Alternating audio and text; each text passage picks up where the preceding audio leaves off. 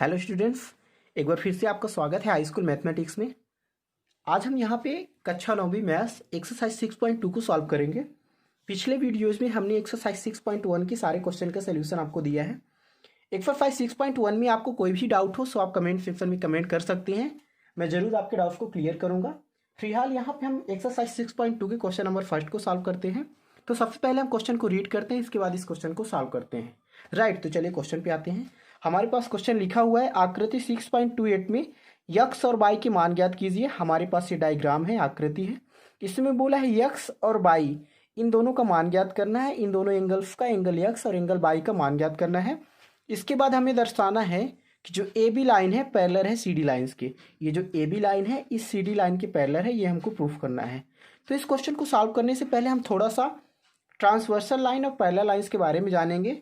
Means हम समांतर रेखाएं और तिर्यक रेखा के बारे में थोड़ी सी आपको बताएंगे। इसके बाद हम इस क्वेश्चन को सॉल्व करते हैं। यहाँ पे हमारे पास दो लाइन्स हैं, ए बी और सी डी। तो इन दोनों लाइन्स को हम आपस में पैरेलल कब बोलेंगे? जब इनके बीच की जो दूरी है प्रत्येक पॉइंट पे सेम रहे, मीन्स कांस्टेंट रहे। यहाँ पे ए बी और ए सी की जो बीच की दूरी है यहाँ पे जितनी होगी उतनी यहाँ पे होनी चाहिए। राइट, और एक चीज़ और, यदि हम इन दोनों लाइन्स में से दोनों लाइन्स को आगे या पीछे बढ़ा देते हैं, मीन्स थोड़ा सा इंक्रीज कर देते हैं। फॉर सपोज हमने ए बी लाइन को थोड़ा सा आगे इंक्रीज कर दिया, उसी तरह हमने सी डी लाइन को थोड़ा सा आगे इंक्रीज कर दिया। तो इंक्रीज करने पे हम देखते हैं कि दोनों लाइन्स एक दूसरे को कहीं भी इंटरसेक्ट नहीं कर रही हैं। मीन्स इंक्रीज करने पर भी इनके बीच की जो लेंथ है, ये डिस्टेंस जो है सेम रहेगी। राइट, तो इन दोनों लाइन्स को हम आपस में पैरेलल लाइन्स बोलेंगे। मीन्स समांतर रेखा ऐसी रेखा है जिनको हम आगे या पीछे अनिश्चित रूप से बढ़ा सकते हैं। राइट, और बढ़ाने पर भी ये एक दूसरे को कहीं भी इंटरसेक्ट नहीं करें, तो ये लाइंस क्या होती हैं? पैरेलल लाइंस होती हैं। अब हम बात करते हैं थोड़ा सा ट्रांसवर्सल लाइन। हमने यहाँ पे कोई लाइंस ऐसे ड्रॉ कर दिया। अब हम देख रहे हैं कि जो लाइन है इसको हमने लेट कर लिए, this line is Yaman, for suppose this is Yaman. So हमने यहाँ पे एक लाइन यमन ड्रॉ कर दिया। अब हम देख रहे हैं जो यमन लाइन है, लाइन ए बी और लाइन सी डी दोनों लाइंस को कहीं ना कहीं मीन्स दो अलग अलग पॉइंट पे इंटरसेक्ट कर रही है। राइट, तो ऐसी लाइंस जो दो या दो से अधिक लाइन को दो अलग अलग बिंदुओं पर प्रतिच्छेद करे। राइट, ऐसी रेखा जो किन्हीं दो या दो से अधिक रेखाओं को अलग अलग बिंदु पर प्रतिच्छेद करे, वो रेखा क्या होती है? तिर्यक रेखा होती है, मीन्स ट्रांसवर्सल लाइन होती है। अब हम थोड़ा सा बात करेंगे अल्टरनेट एंगल्स के बारे में। राइट, तो यहाँ पे हम देख रहे हैं इस लाइन के इंटरसेक्ट करने के थ्रू कई सारे एंगल्स यहाँ पे क्रिएट होते हैं। इसको हमने सपोज कर लिया एंगल 1, इसको हमने सपोज कर लिया एंगल 2, इसको हमने सपोज कर लिया एंगल 3 एंड इसको एंगल हमने सपोज कर लिया एंगल 4। राइट, अब हम थोड़ा सा अल्टरनेट एंगल देखेंगे। अल्टरनेट एंगल्स को हम बोलते हैं एकांतर कोण। क्या बोलते हैं? एकांतर कोण। एकांतर मीन्स किन्हीं दो कोणों में यदि एक का अंतर है, मीन्स एक कोण का अंतर है, तो ये दोनों कोण आपस में क्या कहलाते हैं? एकांतर कोण। फॉर सपोज यहाँ पे हमारे पास एंगल 1 है, यहाँ पे एंगल 4 है।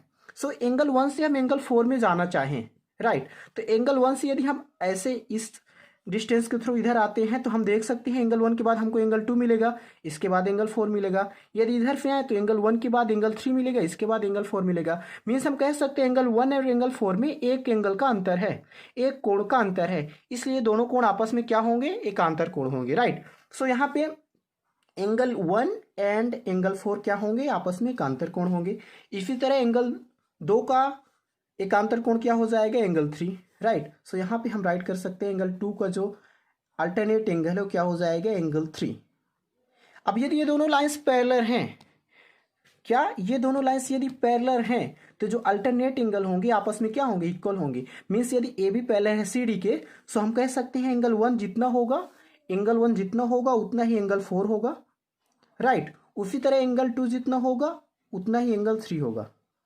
राइट, तो यदि अल्टरनेट एंगल इक्वल है तो हम कह सकते हैं जो दोनों लाइंस होंगी आपस में क्या होंगी? पैरेलल होंगी। सो फ्रेंड्स, यहाँ पे हमारे पास क्वेश्चन नंबर फर्स्ट है। हम यहाँ पे देख सकते हैं कि ये जो लाइंस है हमने आपको बताया था, चाहे स्ट्रेट लाइन हो या पैरेलल लाइंस हो या ट्रांसवर्सल लाइन हो, इनके एक साइड पे जो एंगल बनते हैं इनको हम लीनियर पेयर बोलते हैं, और इनका जो सम होता है किन्हीं भी दो लीनियर पेयर्स का वो 180 डिग्री होता है। सो हम यहाँ पे कह सकते हैं एंगल यक्स और 50 डिग्री का जो सम होगा वो कितना होगा फ्रेंड्स? 180 डिग्री होगा। सो यहाँ पे हम राइट कर सकते हैं X plus 50 degree equals to कितना? 180 डिग्री। क्यों? तो हमको यहाँ पे रीजन में क्या लिखना है? रीजन में हम लिख देंगे लीनियर पेयर। क्या राइट करेंगे? Linear pair. लीनियर पेयर्स को हम क्या बोलते हैं? रैखिक युग्म। यक्स और 50 आपस में रैखिक युग्म है, इसलिए इनका जो सम होगा, इनका जो योग होगा वो कितना हो जाएगा? 180 डिग्री हो जाएगा। अब यहाँ पे हम 50 डिग्री को इधर ले जाना चाहें तो इधर प्लस 50 डिग्री, इधर जाके माइनस 50 डिग्री हो जाएगा।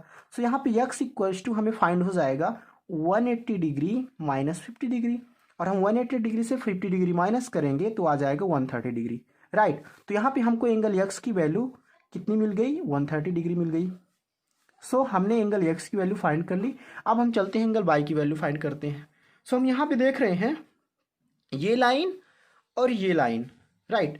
ये वाली लाइन और ये वाली लाइन, ये दोनों एक दूसरे को इस पॉइंट पे इंटरसेक्ट कर रही हैं।